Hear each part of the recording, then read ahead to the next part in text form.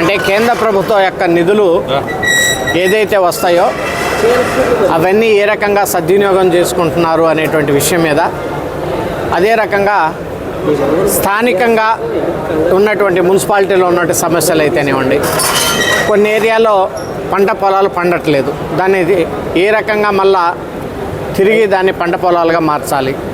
అదే రకంగా ప్రధానమైనటువంటి సమస్య ఈరోజు కౌలు రైతులు ఉన్నారు. కౌలు రైతులకి వాళ్ళకి లోన్లు రావట్లేదు. కేంద్ర ప్రభుత్వం ఇస్తున్నటువంటి పిఎం కుసుమ్ లాంటిది కానీ స్కీమ్స్ కూడా వాళ్ళకి అందట్లేదు. సో వీటన్నిటి మీద సమగ్రంగా అందరు అధికారులతోటి డిస్కస్ చేసాం. కౌలు రైతులకి మామూలుగా ఇచ్చేటువంటి రైతులతో పాటు వాళ్ళకి కిసాన్ క్రెడిట్ కార్డు ఇచ్చి లోన్లు ఇవ్వాలి. అదే రకంగా ఏ పంట పొలాలు అయితే పండట్లేదో, సాగులో లేవో వాటిని తిరిగి పంట పొలాలుగా మార్చాలంటే నాబార్డు నిధులతోటి ఏ రకంగా చేయాలి. అదే రకంగా ఈరోజు మనకు పోర్టు కంప్లీట్ కాబోతూ ఉంది.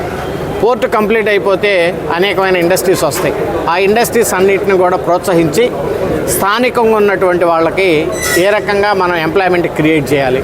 సో వీటన్నిటి మీద అన్ని బ్యాంక్ జిఎంఎల్ని కూడా పిలిచాం.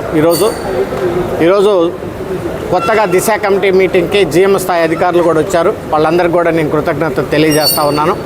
సో ఫ్యూచర్లో ఎంప్లాయ్మెంట్ జనరేషన్స్కి లోన్ రావాల్సినటువంటి లోన్లు ఎవరికైతే రావాలో వాళ్ళందరికీ లోన్లు ఇప్పించేటువంటి కార్యక్రమం. హ్యాండ్లూమ్స్ ఉన్నారు, హ్యాండ్లూమ్స్ వర్కర్స్కి కూడా ఏ రకంగా మనం బెనిఫిట్ చేయాలి అనేటువంటి విషయం మీద దాని మీద డిస్కస్ చేసాం. అదే రకంగా అగ్నికుల క్షత్రియులు వాళ్ళకి ఏ రకంగా మనం అన్ని విధాలుగా ఏ రకంగా సహాయపడగలం, కేంద్ర ప్రభుత్వం యొక్క నిధులు ఏమున్నాయి, నాబార్డు నుంచి ఏ నిధులు తీసుకోవచ్చు, వాటిలన్నింటిని కూడా క్షుణ్ణంగా చర్చించాం.